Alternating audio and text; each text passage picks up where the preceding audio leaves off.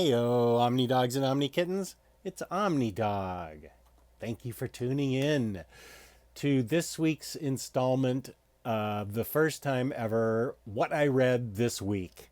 I thought I'd try and read a book or series, 2 or 3 books in a series per day, put it up on Instagram, give my review, and then make a video of it at the end of the week. I was about 90% successful putting up reviews on Instagram. I think I didn't get Hellblazer up there, but I believe I got everything else up there. Well, since I have Hellblazer in my hand, I will start with that. These are all books that I read this past week, and I'm happy to report, this is kind of a spoiler, I'm happy with everything. I'm way happy with everything I read. So this is, I'm trying to get it centered in this camera. Hellblazer, also known John Constantine. It's the Sandman universe. It's Cy Spurrier's take on Constantine. And I have to make sure this is centered here. And the interesting thing about Constantine is that they haven't gotten him right since issue 300 pre New 52.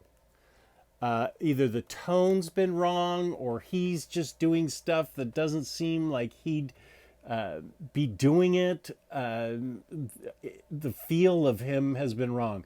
They've had a hard time getting Constantine right, getting a voice for him. It just hasn't seemed good to me. Lots of people have tried. There have been several runs. His appearances in Justice League Dark are pretty good. But just the book itself has not been good for years now. And I'm happy to report that, of course, not only is this book really, really good, that Cy Spurrier nails it, but DC's decided to cancel it. That's just great. This book has Hellblazer 1 through 6, Books of Magic 14. There's a little crossover there. And Hellblazer, Sandman Universe presents Hellblazer number 1. There's a lot of stuff going on in this book for 6 issues or 7 issues that are in it. It covers a lot of ground. And he is kind of back to his old self. He's back to how we knew him pre New 52. I don't want to spoil it too much. I mean, he does have a crossover with Tim Hunter from Books of Magic in this. He meets a parallel universe older version of himself. And this is noteworthy because I won't tell you what transpires between them, but I will tell you that John is shocked because this older version of himself is happy. And John's never happy. So I thought that was really an interesting touch. John also intervenes in kind of a street level Madge that runs a gang. They're having gang warfare, but there are other spirits involved that are messing with things bigger than this Street Madge can take care of. Street Madge is not a good person. He runs this gang. He's not a good person, and it's gang warfare type stuff in the streets of England. But John befriends a kid who's mute and wears a notepad around his neck is how he communicates. And he becomes sort of the central semi partner to John for the rest of the story. He figures heavily in a lot of the issues, and he's a good character. Even though he can't talk, he says a lot with his sign language and his stuff that he writes on his notepad. Then one of the last, let me see, is this the last one we've got? Oh, the last story is really good. I don't want to tell you about what it's about. I don't want to ruin anything. The last story is really good. It involves this kid, this mute kid, who witnesses an avenging spirit in a hospital.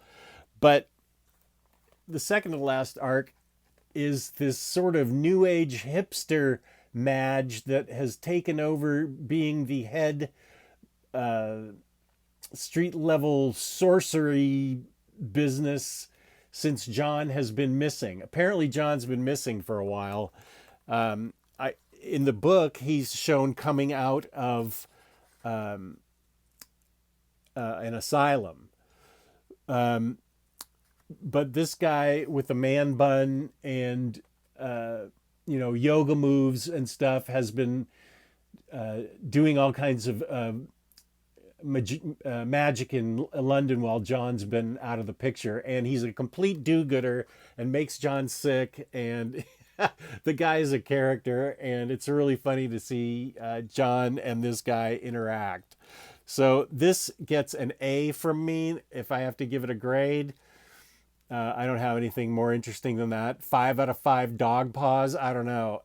But get this book. It's very, very good.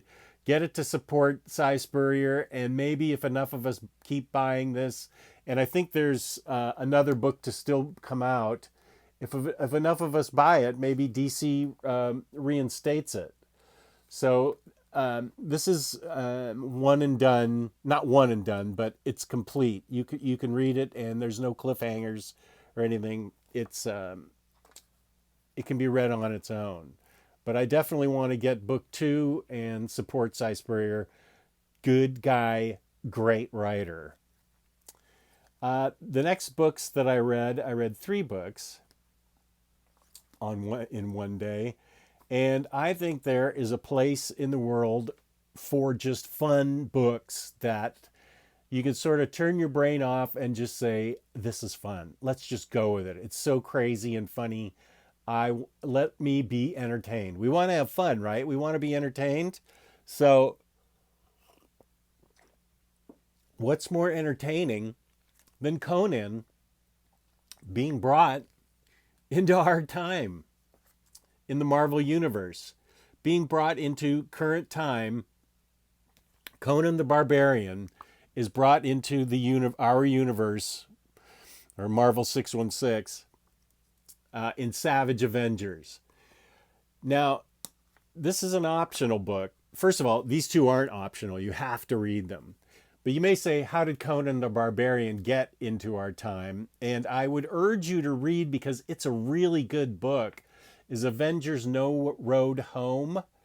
This is how Conan gets into I keep saying Marvel's current time period. And it's really good. It's written by a lot of great writers. It's got a lot of great art. It's not too thick. And it gives you the setup on how Conan the Barbarian gets into our time period. I would urge you to read this before you read Savage Avengers.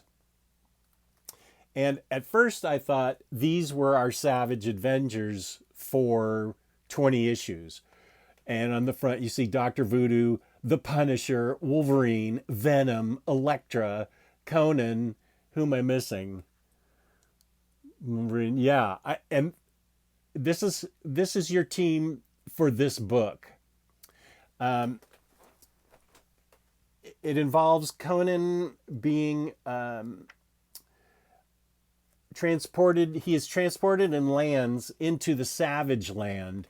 And something's happening in the Savage Land that all these others are either forced to come or come on their own to examine what's going on. There's going to be a sorcerer who runs throughout the first 2 books. Let's see what his name is. I forget.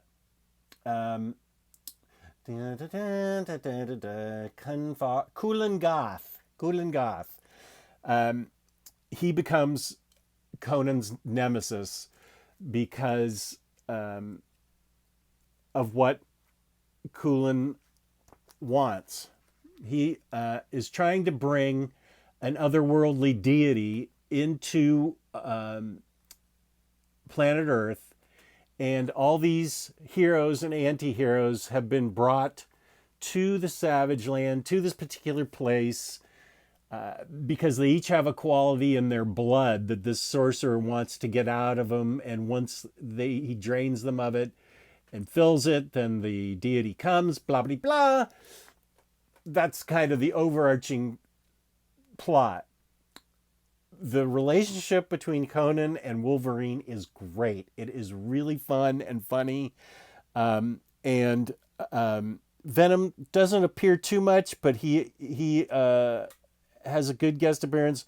Dr. Voodoo seems to be in it for the first two trades, and I don't know how much longer.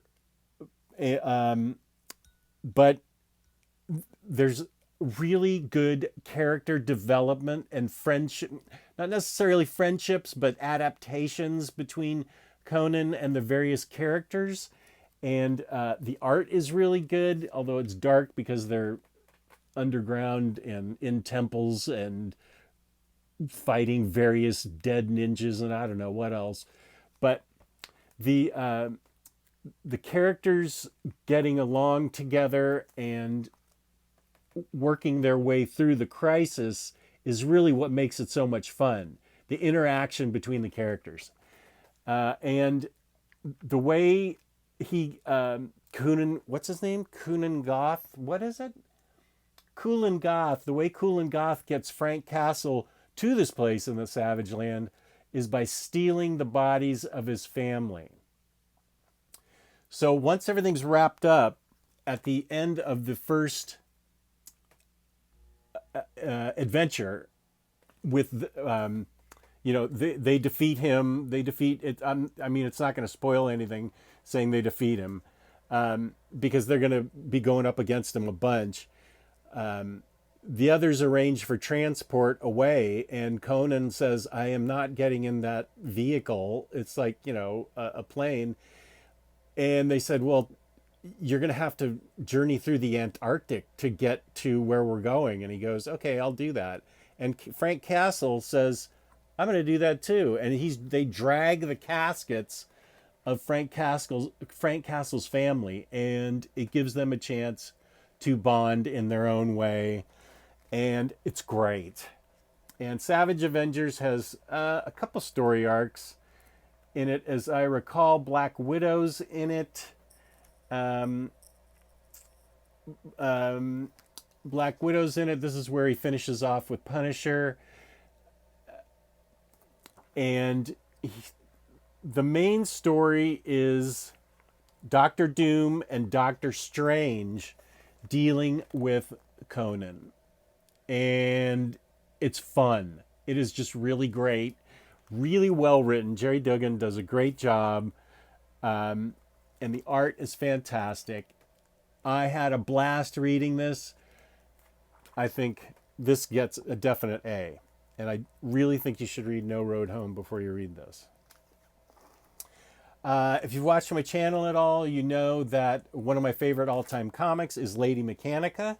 I read volumes 5 and 6 of Lady Mechanica, and they're great as always. So I can just show you, first of all, the first on volume 5, Joe Benitez writes and draws. The second volume, he does not do the art except for the prologue. Brian Ching does the art, but it's still really good.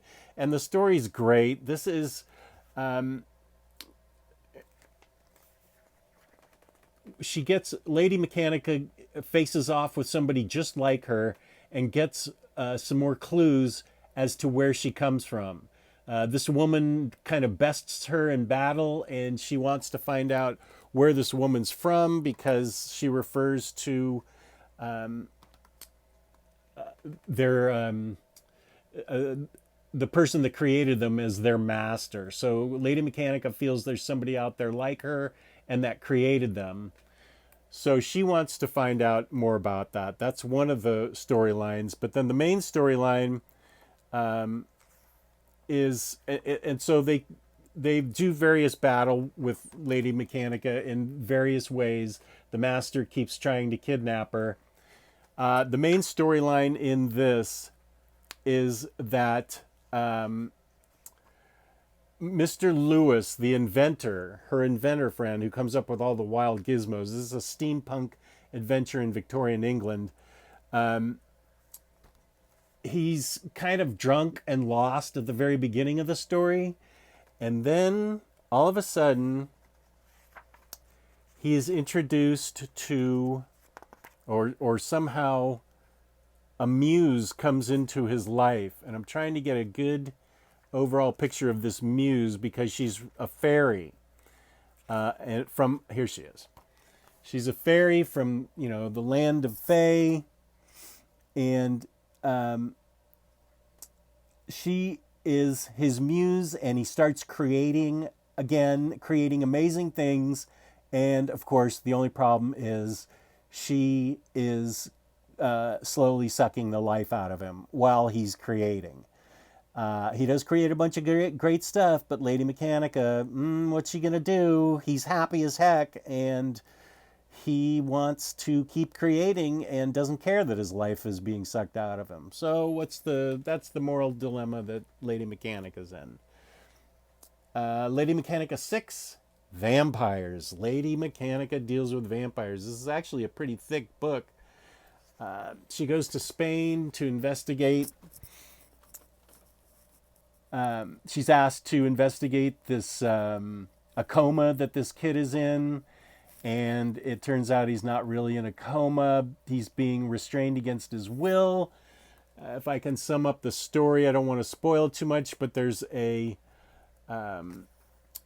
are clans of vampires that, of course, are very ancient that we're dealing with here.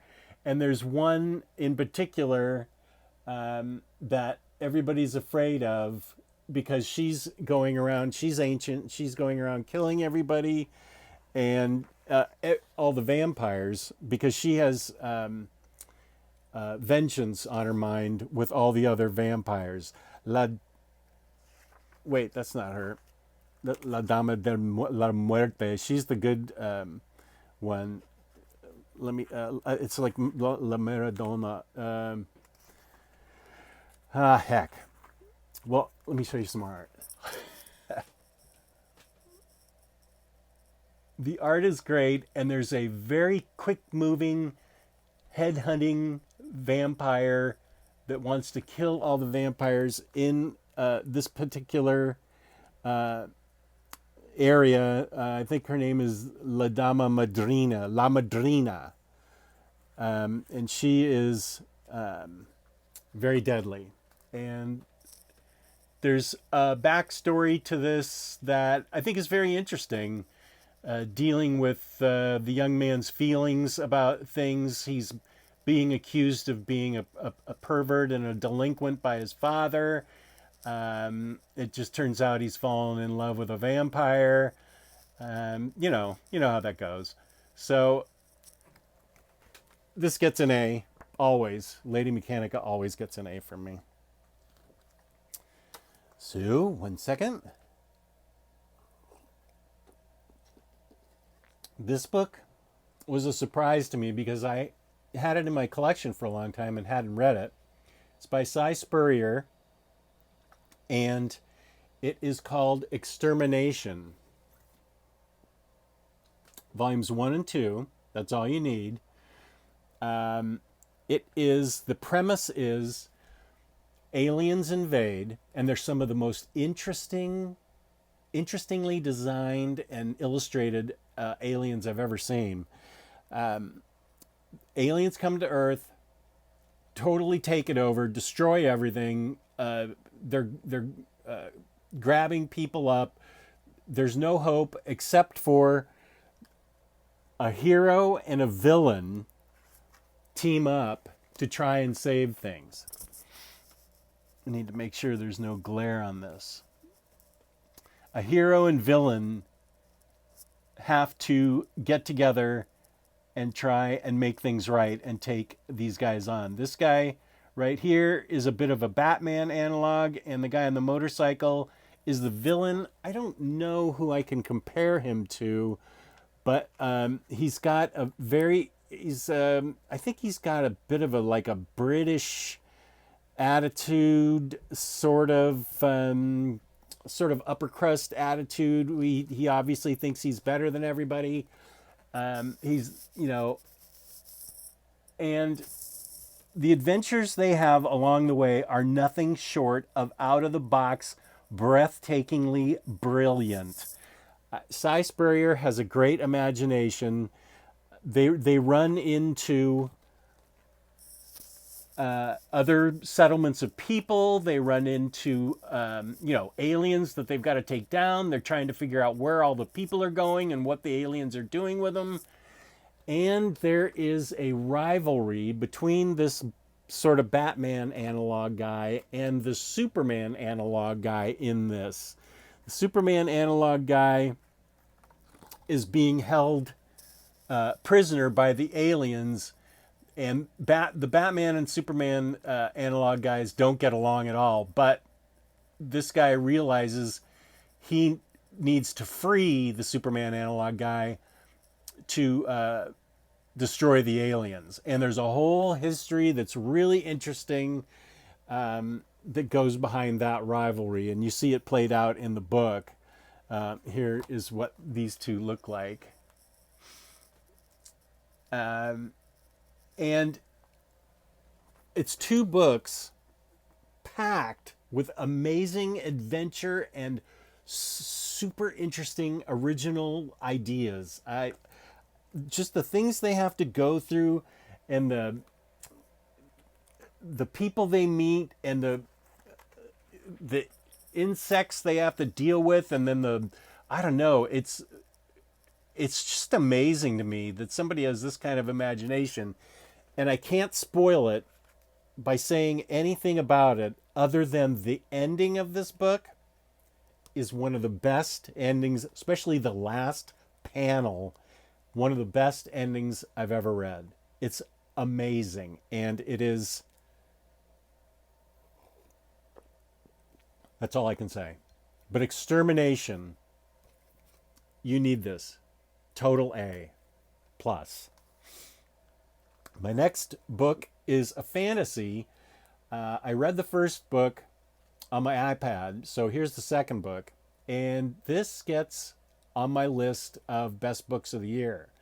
I'm going to make sure I write that down because it is called Sonata, and it is one of the best fantasy books I've ever read. Sonata, there are two races of people that live on this planet. They've both gone to settle it. One of them is warlike, the other is peaceful. There's already a tribe that lives there, a tribe of people, and they seem backwards, but they're not. They have kept it secret that they're actually far more advanced, and I don't want to say anything more than that because it would wreck it. But it's got a little steampunky vibe to it. You can let's see if I can get a good picture in here. This is what the tribes that live there look like. And you can ride giant dinosaur-like looking birds. There are also various technology. There's all kinds of technology, transport. And the main issue, and the other thing is, the gods who created the planet and the solar system are asleep there on the planet. And to wake them up is to invite disaster. So whenever you travel, you got to make sure you don't wake up one of these gods. And they're giant, in giant form, and they look like they're petrified. And there comes, it's a bit of a Romeo and Juliet thing where the warring tribe's son leader, the warring tribe's leader's son has a thing for the peaceful clan's daughter. And that's kind of interesting. It helps set up some tension. Uh, but the real interesting story comes with locals, the locals and what they're capable of. And then we get introduced to, then we're introduced to a new character towards the end, and she makes things very interesting too. So you've got a lot of things going on here that are fantastic. It is just a fantastical fantasy. I loved this book. It's definitely getting on my top 10 books of 2020. Volume 2 is even better than Volume 1, and I loved Volume 1. But let's see how much more I can show you. The things they encounter on this planet are just remarkable. Stuff they think they know, they don't know. And at one point, the two cultures have to band together to defeat an invading army. And that ends up about how you think it would end up. But it's an interesting part of the book. And then finally, I read the second book of Old Guard by Greg Rucka. Great guy, great writer. If you haven't seen the movie yet on Netflix, you really need to because it's amazing. The premise of this book, now for those of you who don't know, you're dealing with 4 immortal soldiers. So, one just recently figured out she's immortal. The others have known for centuries. And this book, the central theme of this book is the return of an old warrior that knows them all well, only she is not a force for good. And the entire book is spent with them trying to figure out what's going on, who's going on, and then when they figure out who it is, why she is the way she is, what has happened to her. And there's lots of back and forth of dialogue, what's happened to her, why I'm like this. But she's just as strong and powerful as they are. And so there's tons of great action. And I am going to set my light up differently next time. This is really glary and I'm not digging it. But I think I loved Old Guard Volume 1, but I think I liked this one even better. This may end up on my top 11 books because this is adventure to the max and really well done, really interesting. Another one of those guys that can really just knows action and adventure and how to set up the tension. And I love this book. And if you liked book volume 1, you're going to love this. If you haven't read Old Guard, you need to get volume 1 and 2. These are pretty much as close as I can guarantee you guys would like a book. Old Guard is simply one of Greg Rucka's best things, and I love Greg Rucka. This is great. And you should see the movie on Netflix. So, there we go. That was my week's journey of books. I hope you enjoyed it. I hope I gave you some ideas. Please feel free to hit the like button and subscribe. And also, if you feel like you'd like to leave a comment, go ahead. I always respond to comments. And I definitely appreciate all of you for watching. Thank you so much for your support. And peace and love, peace and love.